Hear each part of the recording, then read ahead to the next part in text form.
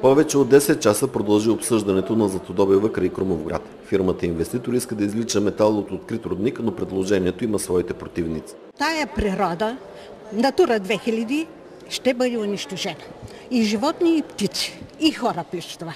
Останахме малко хора в града, които ще бъдат подложени на геноцид.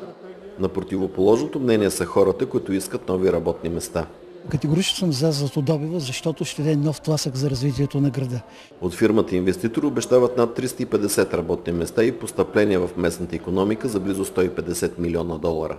Не това е най-важното в момента. По-важно е да получим гаранции за здравето на хората и за опазването на околната среда. Заради големи обществен натиск, компанията се отказа да добива златото с цианидна технология и я замени с друга. Аз съм сигурен, че ще ги убедиме, че няма за какво да се притесняват. В рамките на месец фирмата ще отговори на всички поставени от населението въпроси. Очаква се Екоминистерството да реши за златодобива край Крумовград през септември.